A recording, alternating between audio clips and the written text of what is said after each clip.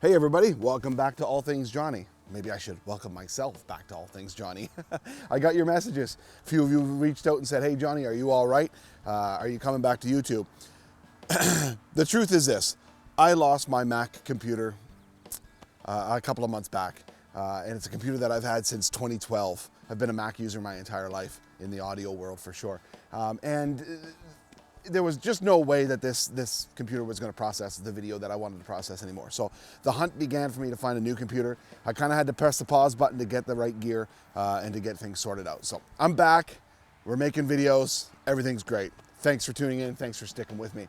Now, I also got the message. One of my videos on building a ballast box, which you haven't seen, I'll put it up here in the description here. That is got the most viewers by far, and so I got the hint. You want to see tractor stuff, and I love that because I'm hugely passionate about tractors. So I'm gonna, it's still gonna be all things Johnny, everything that I do, but we're gonna shift a lot of attention to the tractors. And the truth is that I'm on the tractor a lot of the time. So all I got to do is start rolling the camera, right? So we're gonna make that happen. Which brings me to today. Have I ever got an episode for you today? Now, we are fighting a little bit of the rain. It's trying to rain, but I don't know. We'll see what happens. It's really only supposed to start raining tonight. It's a beautiful Saturday morning. It's about 10 degrees, so it's a little on the cooler side, which is great for working. But what is this thing behind me? That's not a John Deere. What the heck? This is a New Holland 1510. It's actually my neighbor's, Dale. You've seen him in the other videos, the plow video mainly. Where he explained to us how he built the plow and how he went about it. You can go back and check that out. That's also in the description. So what we're doing today is we're going to flail mow an area just next to the river where my wife and I have a few Adirondack chairs where we hang out, drink coffee in the morning, that type of thing. We can also, have tents down there, do a little bit of camping. We also put our boats in the river down there, our kayaks. So it's an area that we use and we keep it groomed. And we do that with the flail mower. So Dale has an awesome flail mower, and this particular one has the hammers on it. I know you can get it with the wires, and I've never used one like that. But this particular one here with the hammers, it's unreal. It's this thing is great. We do our field with it. Dale just did that a couple of weeks ago. We also, take care of what you would normally take care of with a brush hog, but in a kind of more lean way. You can really make easy turns with it. You can get it places that you can't get a regular bush hog. So this thing's awesome. You're gonna see it in action here today. Look, I'm gonna pull out all the stops today. If I can, I'm gonna put the drone up, if the rain will let me, and a couple of cameras, and we're gonna watch this beast work down by the water and try to get that job done this morning. Thanks for hanging out with me. Thanks for coming along. Let's get right into it and get this done. Well, look at how beautiful it is down here. Isn't this great? Couple of Adirondacks over here where my wife and I spend a lot of time hanging out, just watching the wildlife and the river as it passes by. It's a great little spot that we like to keep mowed down and, keep groomed, looking nice. Just a nice little place away, tucked away. Not much more I can say about it than that. I've already started flail mowing. Me and my buddy Morty, we were working at this just a little bit yesterday.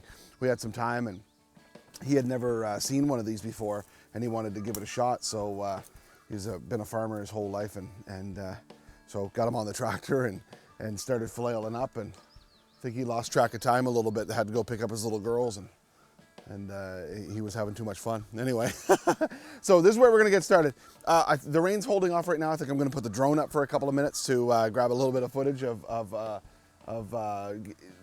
lay of the land so you can see what I'm up against here. But we're gonna get right into mowing. So let's start her up and see how it goes. So you kind of get an idea of where I am. Right now the drone's over the river.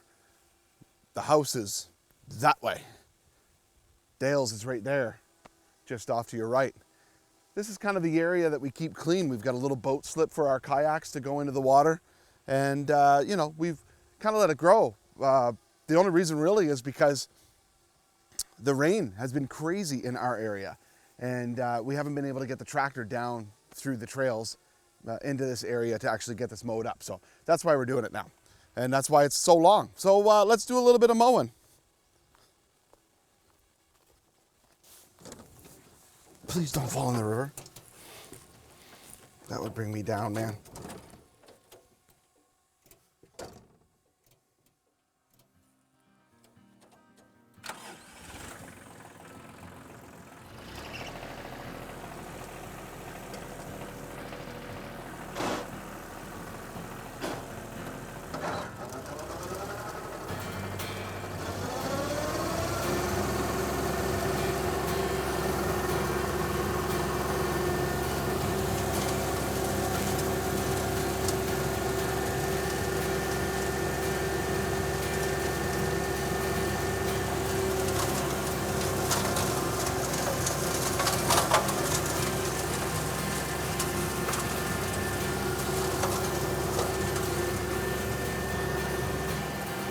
part's always a bit sketchy.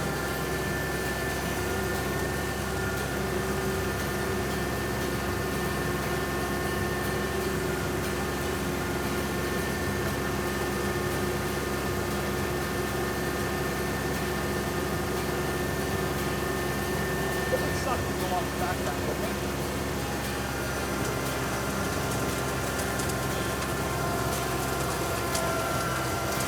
Pay attention.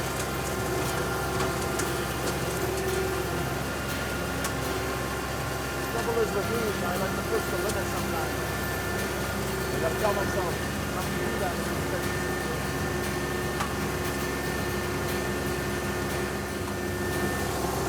I was gonna put the drone on follow me mode, but next to the river I just don't trust it. I just do not trust that automation next to the river.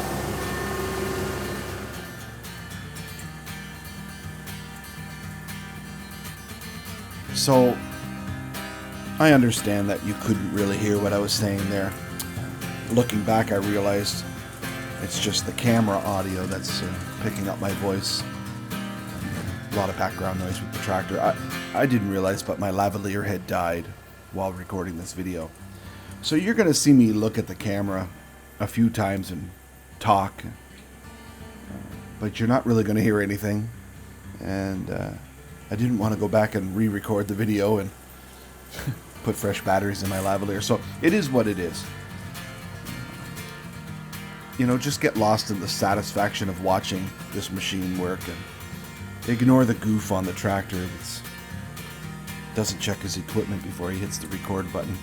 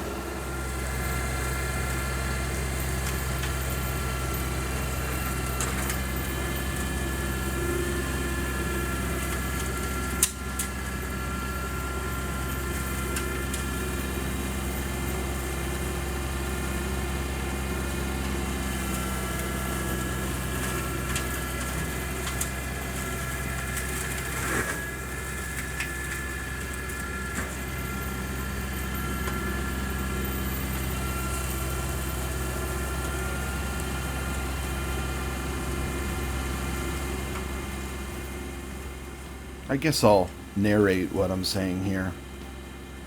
Basically, at the end of the day, I'm talking about how sketchy this is. You know, you can't really see the way that the tractor is angled on camera. It doesn't do it justice. But I will tell you, it is a little bit uncomfortable as you're backing up towards the river.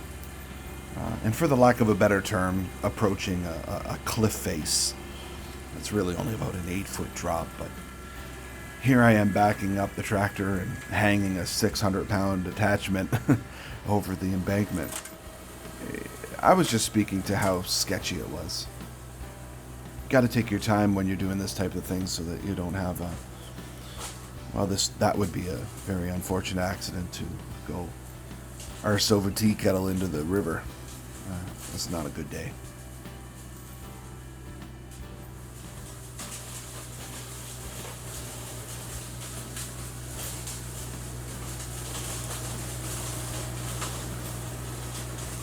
Just some more talking from the goof in the cab. I think here I was talking about how it just mows down everything. Right up to about 1-inch material. It'll take it in and chew it up. It's amazing.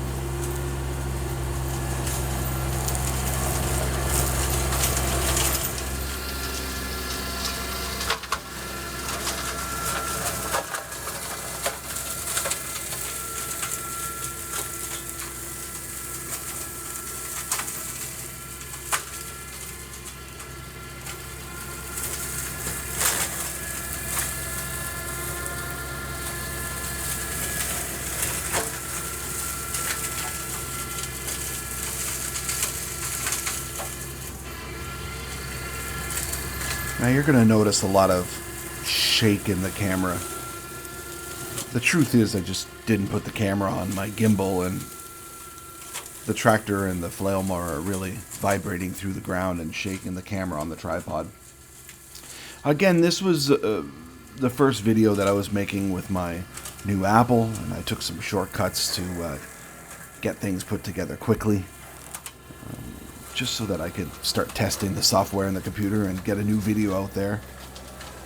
And it's pretty excited to use the flail mower. I'd used it before, but I hadn't used it for this length of time on this big of a project, so I was really excited to get that done.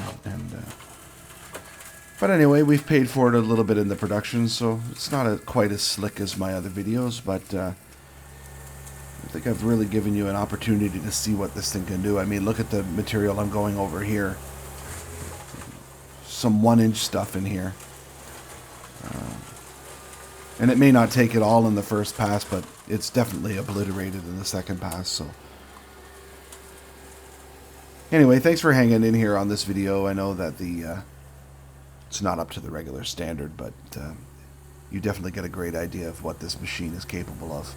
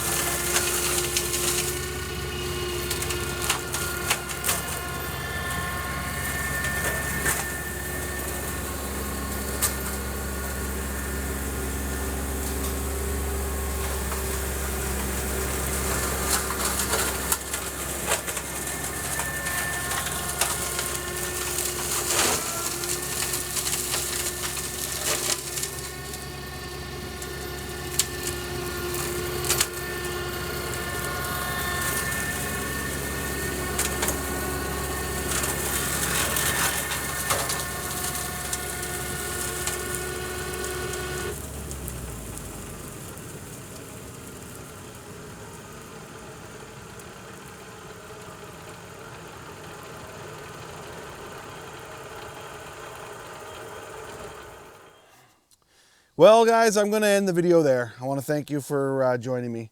Man, I had fun today. I still got some stuff I'm going to finish up, but I'm going to put the camera gear away and try to hunker down and get a couple of things done here. And then Mrs. A and I have got some gardening to do. We got to put some of the veggies in. We're like June 3rd, June 4th today. I don't really know the date. That's all right. It's a Saturday, and it's a beautiful morning for working, so we're going to try to take advantage of it.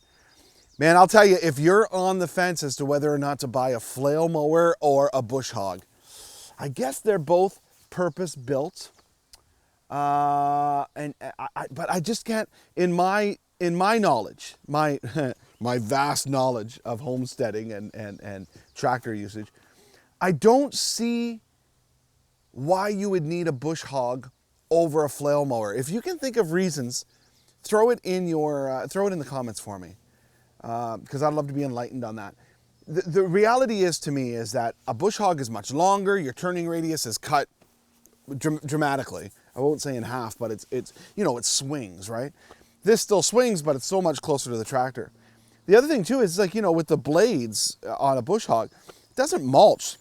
You saw me go over 1-inch stuff, 3/4 inch stuff, and it just turns it just pulverizes it. So to me, it's a really cool tool for that. The bush hog we use kind of as a sacrificial tool, a sacrificial attachment. If you're gonna kind of go into some woods, back into some woods, and you don't really know what's in there, geez, you don't mind putting the bush hog into that type of environment as much as you mind putting this in there, because this is a little bit more expensive, and it's, you know, we just treat this with a little bit more respect than the bush hog. You know, if you crack a concrete or a concrete block or a rock or something in the woods with a bush hog, kind of big deal. It kind of, you know, it's easy. It's much easier repairable.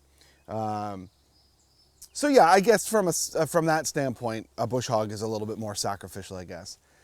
On the Canadian used market, you can get a bush hog around the $1,500 mark, you know, for a subcompact tractor.